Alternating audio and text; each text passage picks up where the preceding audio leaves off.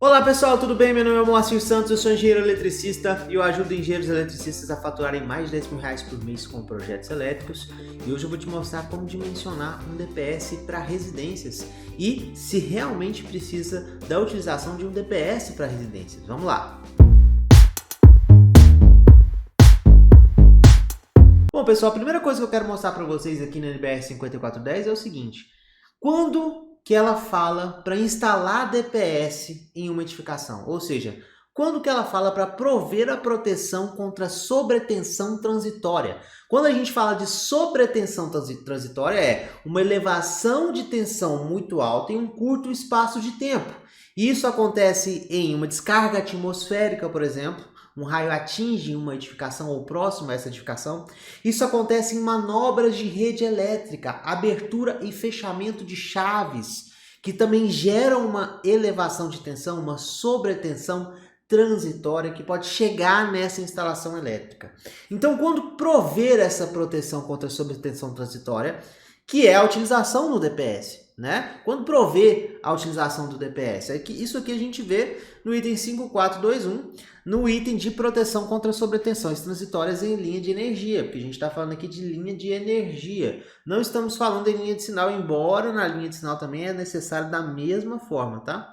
Mas aqui a gente vê logo no item 54211, ela fala o seguinte: quando a instalação for alimentada por linha total ou parcialmente aérea. Presta bastante atenção nisso. Linha total ou parcialmente aérea é o seguinte: a rede de distribuição urbana ou rural para chegar nessa edificação é aérea. Quando ela vai ser parcial? Se a hora que ela chega, ela desce, vai subterrâneo e chega na edificação. Isso é uma parcial. Agora a rede é total, é aérea até chegar na derivação da edificação, e essa derivação da edificação até chegar no cliente também é aérea. É uma linha totalmente aérea. Parcialmente aérea, que algum trecho ela vai ser subterrânea, mas o outro trecho vai ser aéreo, então precisa do mesmo jeito. E aí, se você for parar para pensar já, o Brasil inteiro é linha aérea, ou parcialmente aérea. A rede de distribuição 3,8 kV, que é a maioria da rede no Brasil, para chegar nas edificações, ela é aérea. Então eu tenho chave fusível, eu tenho chave faca, eu tenho manobras de rede a serem feitas. E a maioria da minha rede é aérea. Então ela fala que deve ser provida a sobretensão transitória, ou seja, deve ser utilizada a proteção via DPS quando a instalação for alimentada por linha total ou parcialmente aérea. Isso a gente já começa a ver que é praticamente o Brasil inteiro. Ou incluir ela própria linha aérea, a edificação ter uma linha aérea ou ela mesma ter linha aérea que faz essa alimentação. E se situar em regiões sob condições de influências externas AQ2, mais de 25 dias de trovoadas por ano, tá? Então, ela tem que ter linha total ou parcialmente aérea e se situar sob uma região de influência externa AQ2. Que região de influência externa Q2 é essa? Como é que eu defino isso? Vou explicar para vocês daqui a pouco e mostrar isso. Segunda coisa é quando a instalação se situar sob condições de influências externas AQ3, que eu também vou mostrar para vocês. Então, se a rede é total ou parcialmente aérea, que chega na minha edificação, ou seja, que chega na minha residência, que é o que a gente quer descobrir aqui agora, ou se eu estou numa região AQ3, eu preciso de DPS. Agora, o que é isso, região AQ2 e AQ3? Vamos lá. A NBR 5410 tem no item 426112, item de descargas atmosféricas, né, que são as influências externas que podem chegar numa edificação. Lá na tabela 15. E aí ela tem o primeiro código aqui, que é o código AQ2. O código AQ2 é uma região, o código AQ1, desculpa. O código AQ1 é uma região que tem menos ou igual a 25 dias de trovoadas por ano. Aqui eu acredito que deveria ter uma correção na norma, porque é trovoadas, tá? Não menos de 25 dias por ano. Mas, na verdade, o que ele quer dizer é que tem menos de 25 dias por ano de descargas atmosféricas, né? E o mapa isosseurânico que vai dar esse parâmetro para a gente é um mapa que fala de trovoadas, mas dá na mesma, tá? Então, AQ1 menos ou igual a 25 dias de trovoadas por ano. É uma região que não precisa de DPS, tá? Aí a gente chega no AQ2. AQ2, a gente já tem influência de descarga atmosférica indireta. Se uma descarga atmosférica atingir próxima à edificação ou atingir a linha e chegar nessa edificação, essa sobretensão, é uma descarga indireta, percebe? Por isso que ela usa a palavra indireta aqui. Ó. Quando eu tenho, então, mais de 25 dias de trovoadas por ano e as instalações alimentadas são por redes aéreas, eu tenho uma região AQ2. E aí, essas regiões aqui, elas precisam de DPS. Mas como que eu vou saber, Moacir, que uma região tem mais de 25 dias de trovoadas por ano? Que uma região tem menos de 25 dias de trovoadas por ano? Existem mapas isoceurânicos. São antigos, mas são fidedignos ainda, que estão na média, que dá para a gente já fazer uma análise sobre isso. E eu vou mostrar aqui para vocês, existem esses mapas aí na internet. E aí a gente tem a região AQ3. Região AQ3 é risco de descarga direta. Quer resolver esse problema de região AQ3? É o seguinte, se essa edificação tem SPDA, tem para-raio, aí acabou, é uma região AQ3, é uma área AQ3. Então tem risco de descarga direta, ou seja, eu tenho risco do raio atingir diretamente a residência. Então se essa residência tem um DPS, tem um SPDA, desculpa, se essa residência tem um SPDA, aí ela precisa de DPS de qualquer jeito também. Então, regiões AQ2 e AQ3. Residência tem SPDA, precisa de DPS. Residência está numa região com mais de 25 dias de trovoadas por ano e é alimentada por rede aérea, também precisa de DPS.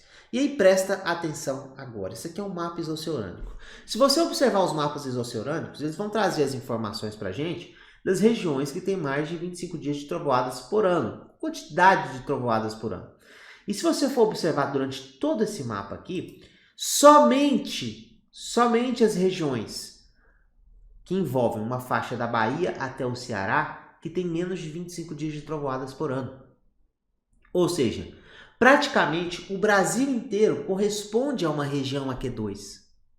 Isso significa que praticamente o Brasil inteiro, todas as residências do Brasil inteiro precisam de DPS. Tá? Então essa pequena região aqui que você vai ver, ó, Bahia, né, até o Ceará, essa região litorânea, tem menos de 25 dias de trovoadas por ano. O resto é o Brasil inteiro praticamente que tem mais de 25 dias de trovoadas por ano. Ou seja, o Brasil inteiro praticamente é uma região AQ2. E tem um detalhe muito importante. Praticamente o Brasil inteiro é alimentado por rede aérea. A rede de distribuição em baixa tensão é aérea. A rede de distribuição aérea em média tensão também é aérea. Isso significa o quê? Que eu estou sujeito a sobretensões via manobra de rede, sem ser descarga atmosférica. Então, de qualquer forma, eu preciso de DPS. E fica fácil a gente conseguir observar quando uma edificação vai precisar de residencial, vai precisar de DPS ou não. Porque se eu olhar aqui, ó, peguei qualquer bairro residencial aqui de Goiânia, que é a região onde estou. A linha é aérea, a rede é aérea que chega lá. Ó aqui, rede aérea que está chegando nesta residência, ela precisa de DPS. Essa rede que está chegando aqui, ela está sujeita a qualquer manobra que vai elevar a sobretensão, que vai levar uma tensão que vai gerar um surto que pode chegar na edificação. Aqui, ó, rede aérea também, aqui está sendo alimentado tudo por rede aérea. Toda essa área aqui está sujeita a sobretensão via manobra de rede e também está sujeita a descarga indireta, porque aqui é uma região que é AQ2, tem mais de 25 dias de trovoadas por ano. Então, todas essas residências que você está vendo aqui precisam de DPS. E esse DPS, pela 5410, é o primeiro DPS. É o DPS no quadro de distribuição geral. É o DPS que eu vou mostrar para vocês o mínimo de configurações que são necessárias de acordo com a NBR 5410. Mas como você pode ver, regiões de rede aérea que chega na minha edificação parcial ou total, nesse caso aqui é total, né? Porque a minha rede aérea aqui também, linha totalmente aérea, precisa de DPS. A edificação precisa, porque está sujeita a manobra de rede. Está sujeita a um surto que pode chegar nessa edificação, de qualquer forma. A gente pega outra imagem aqui do mesmo jeito, olha aqui.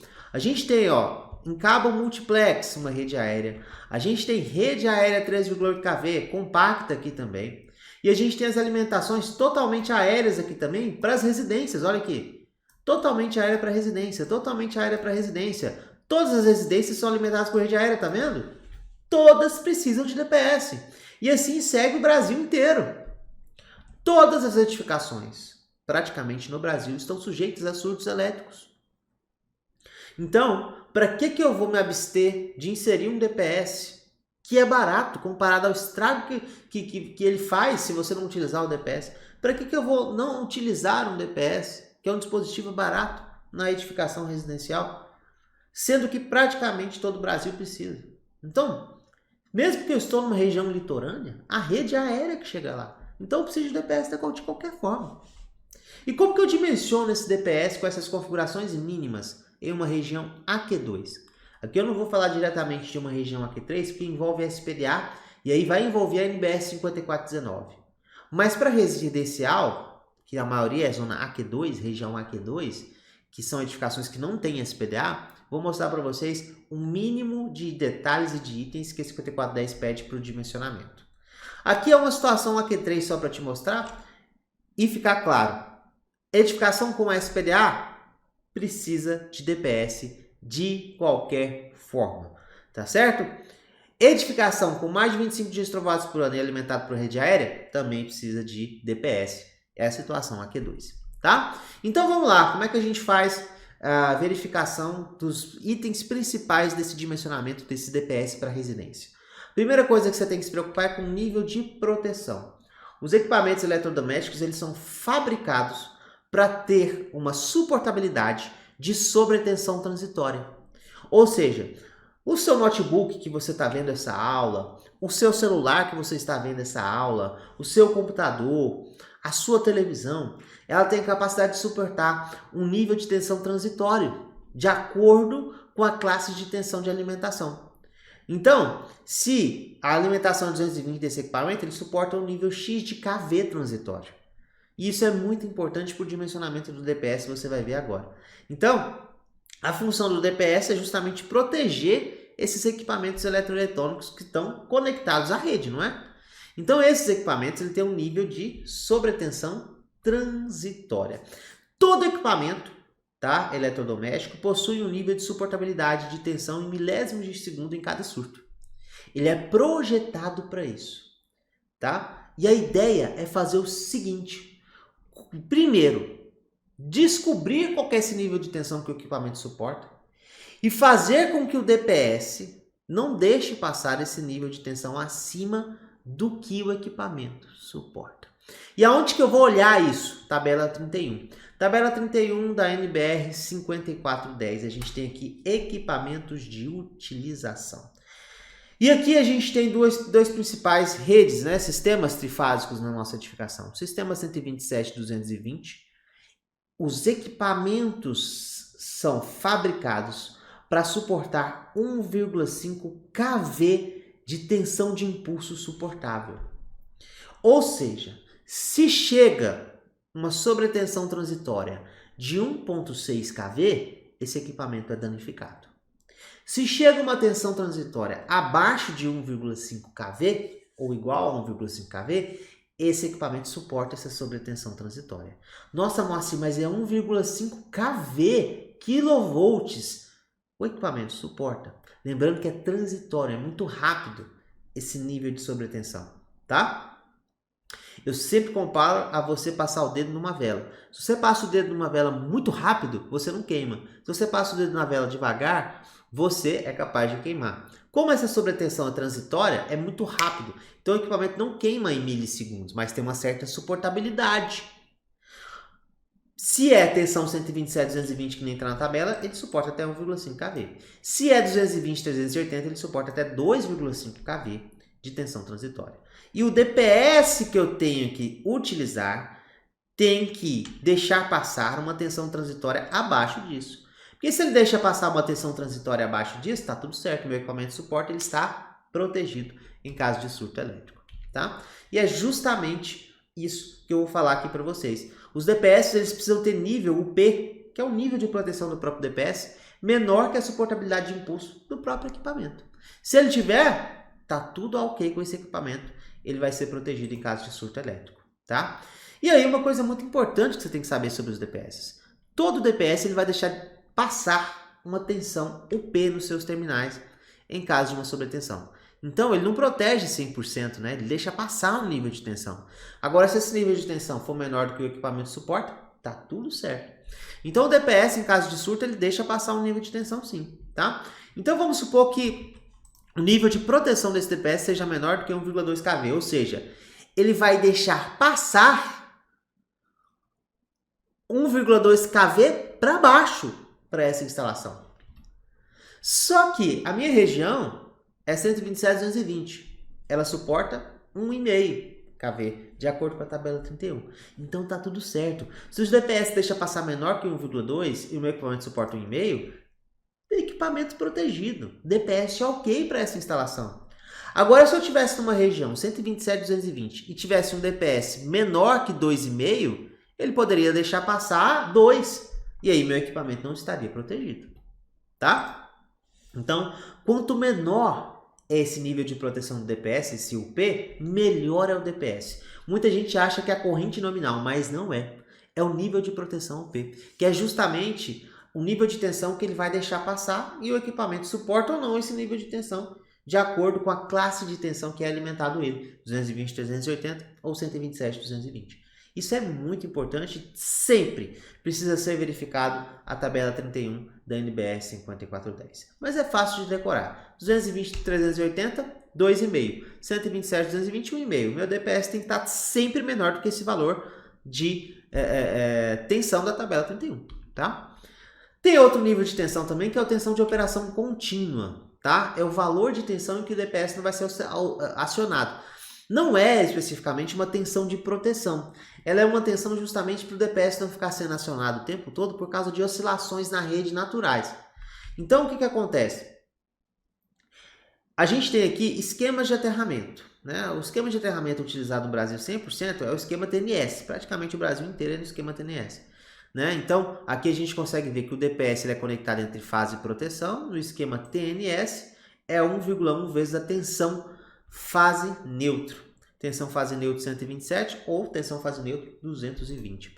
E aqui é fácil. Em São Paulo, por exemplo, 220, 127, tensão fase neutra é 127 vezes 1,1, que é o esquema de aterramento dessa edificação, a gente vai ter 139,7 volts. Usa um DPS de 275 volts de tensão de operação contínua. E o próprio nome diz, né? Tensão de operação contínua. É só para manter o DPS operando normalmente, sem ficar sendo acionado toda vez.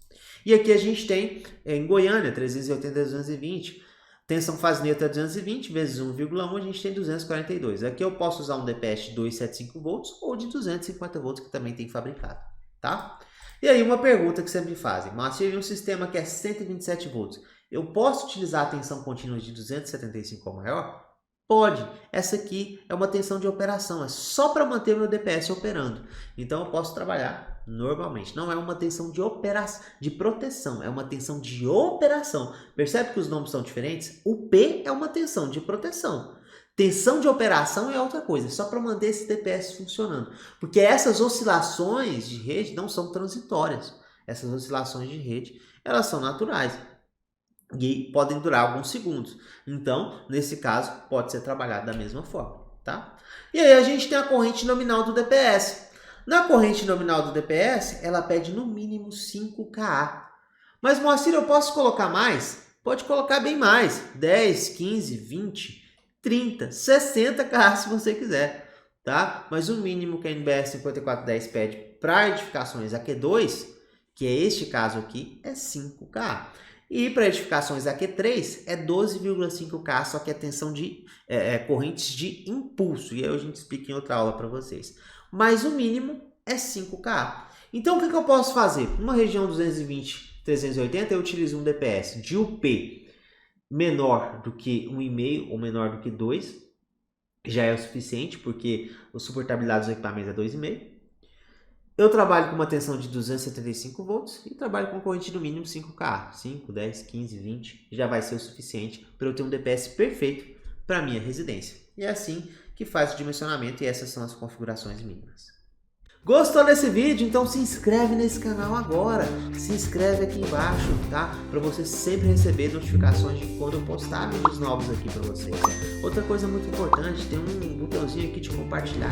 Compartilha, coloca nos grupos de WhatsApp da faculdade, coloca nos grupos de WhatsApp aí dos engenheiros que você participa, para você compartilhar também esse conhecimento e mostrar que você está trabalhando, que você está estudando projetos elétricos também, tá? E deixa o seu comentário, a sua sugestão para próximos vídeos aqui no canal. Fechado?